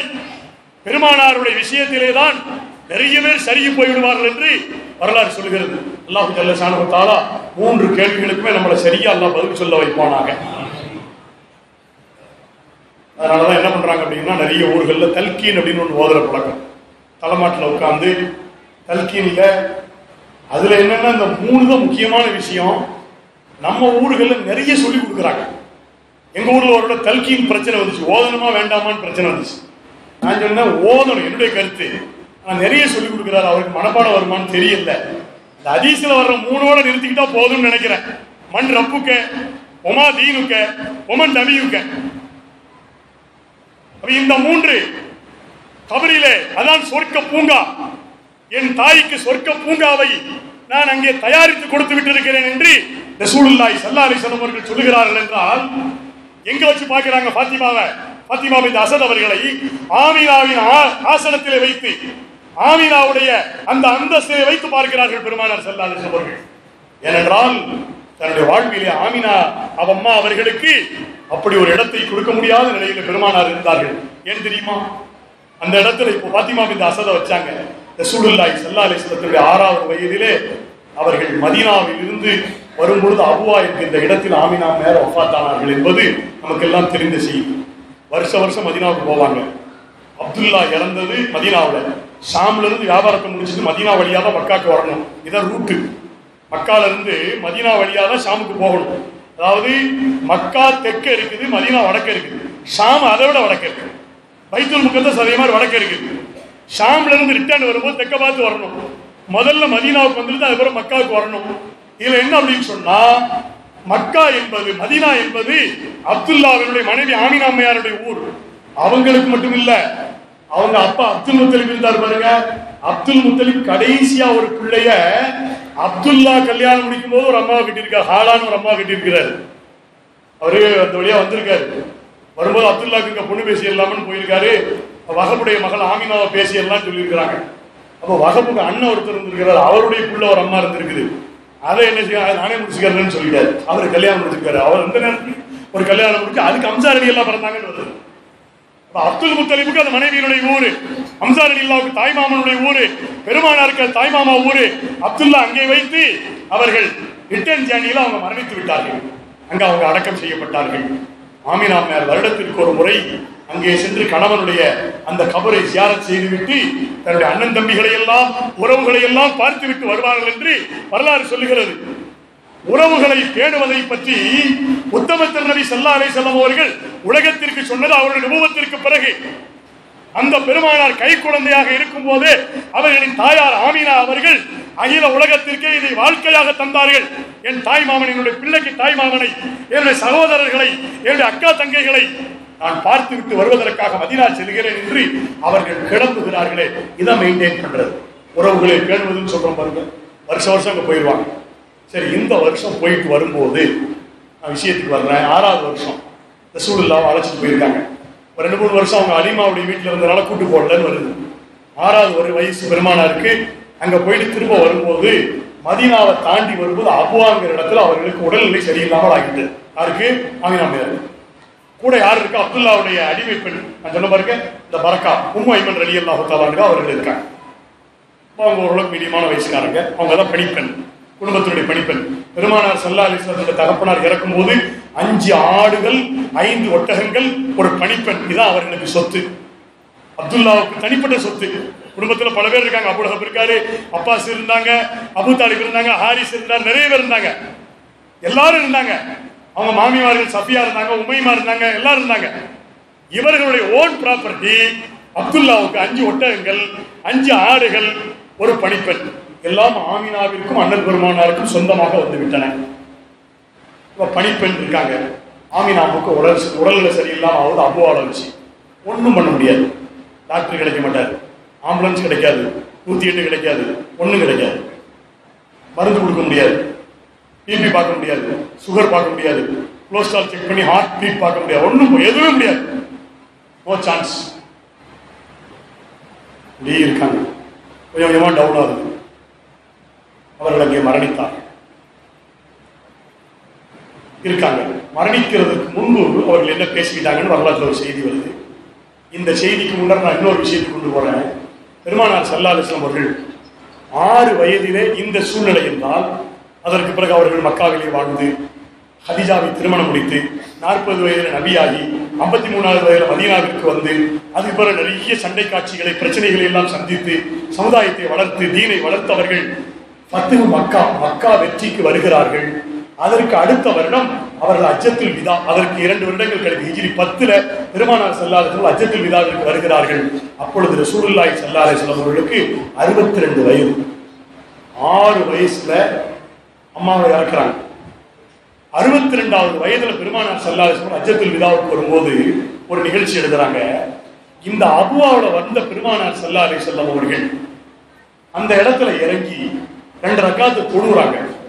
தொழுது ஒரு இடத்துல போய் உட்கார்ந்து அழுதுகிட்டே இருக்காங்க பெருமானார் ஸல்லல்லாஹு அலைஹி வஸல்லம் அவர்கள். சஹாபாக்கெல்லாம் கேட்கறாங்க, அல்லாஹ்வின் தூதர் அவர்களே, என்ன வித்தியாசமா செய்றீங்க, இந்த இடத்துல உட்கார்ந்து அழுகிறீங்கன்னா? ஹஜ்ஜுடைய கடமைகள் இங்கே எதுவுமே கிடையாது. பெருமானார் ஸல்லல்லாஹு அலைஹி வஸல்லம் மரணித்ததற்கு பிறகுதான் ரவுதாவை ஜியாரத் செய்ய போறதுங்கிற ஒன்றே வந்திருக்குது. ரசூலுல்லாஹ் என்ன யார் என்னுடைய மரணத்திற்கு பிறகு வந்து என்னை சந்திக்க வருகிறார்களோ என்னை ஹயாத்தோடு சந்திச்ச மாதிரி பெருமானார் ஸல்லல்லாஹு அலைஹி வஸல்லம் சொல்றாங்க. என்னுடைய ஷஃபாத் வஜபத் ஷஃபாத்திங்கிறாங்க, அவருக்கு என்னுடைய ஷஃபாத் வாஜிபுங்கிறாங்க. இப்ப பெருமானார் ஹயாத்தா இருக்கிறாங்க, ரவுதாவுக்கு வர வேண்டிய அவசியம் இப்ப யாருக்கும் இல்ல. வந்தா பெருமானாரை நேரடியாக சந்திக்கலாம். ரசூலுல்லாஹ் மக்காவுக்கு போய்கிட்டு இருக்கிறாங்க. அபூ அலா 2 ரக்காத்து தொழுதுட்டு அப்படியே உட்கார்ந்து அழுகுறாங்க. சஹாபாக்கள் என்னன்னு கேட்கிறாங்க. இந்த இடத்திலே வைத்துதான் 56 ஆண்டுகளுக்கு முன்பு என்னுடைய தாய்மாமன்களை பார்த்துவிட்டு நாங்கள் 3 வீடு திரும்பும் பொழுது, மக்கா திரும்பும் பொழுது உடல்நிலை சரியில்லாமல் அவர்கள் மாறியது. அவர்களுக்கு கொஞ்சம் கொஞ்சமாக அவருடைய ரூஹ் பிரியக்கூடிய நேரத்தில் என்னுடைய தாய் சொன்ன ஒன்றை நினைத்து அந்த தாய்க்கு முன்னர் உட்கார்ந்து நான் அழுகிறேன்னு சொன்னாங்க. அண்ணன் பெருமான் சொன்னார். தாய் என்ன சொன்னாங்க? அப்ப நான் அழுதேன். 6 வயசுக்குள்ள அப்பாவை பார்க்கவே இல்லை. தகப்பனின் முகம் பார்க்காத ஒரு குழந்தை தாயினுடைய முகத்திலே தான் தகப்பனையும் சேர்த்து பார்த்தார்கள். அந்த தாய் கொஞ்சம் கொஞ்சமாக அவருடைய ரூஹ் பிரிகிறது. கொஞ்சம் கொஞ்சமாக ரூஹ் பிரிகின்ற காட்சியை வீட்டிலே உள்ள சில பெரியவர்களால் கூட தாங்கிக் கொள்ள முடியாது. ஒருத்தர் இறந்துட்டாருன்னு சொல்லிட்டு அப்படியா அப்படின்னு 10 பேர் ஓடி வந்து பார்ப்பாங்க. அவர் ஜனாசாவா இருப்பாரு. கொஞ்சம் கொஞ்சமாக காலில் இருந்து அப்படி ரூஹ் வந்து வயிற்றுக்கு வந்து, நெஞ்சுக்கு வந்து, கழுத்துக்கு வந்து, தொண்டை குழிக்குள்ளே வந்து அந்த ரூஹ் கொஞ்சம் கொஞ்சமாக அடங்குகின்ற காட்சியை பார்க்கின்ற மனோபாவம், மனதைரியம் நிறைய பேருக்கு கிடையாது.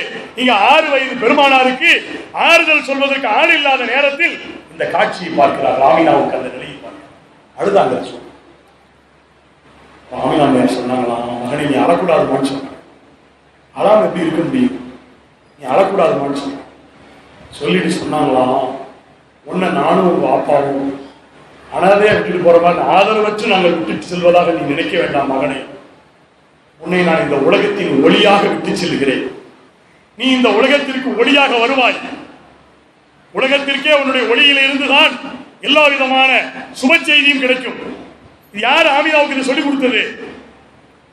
6 வயது பாலகராக பெருமானார் இருக்கும் போது ஆமினா அம்மையார் என்கின்ற ஒரு பெண்மணிக்கு இந்த செய்தியை சொல்லிக் கொடுத்தது யார்? அல்லாஹ் சொல்றான் பாருங்க, மூசா அலைஹிஸ்ஸலாத்துடைய வரலாற்றுல, வஅவுஹைனா இலா உம்மி மூசா அன் அர்திஹி. மூசாவுடைய தாய் பிள்ளையை பெற்ற உடனே இந்த ஃபிரௌன் கொன்னுருவானு பயப்படும் போது அல்லாஹ் என்ன சொல்றா? நான் வஹி கொடுத்தேன், இல்ஹாம் கொடுத்தேன், நீங்க வந்து பயப்பட வேண்டாம் அப்படின்னு சொன்னார். அதே இல்ஹாம் ஆமினா அம்மையாருக்கும் வருது.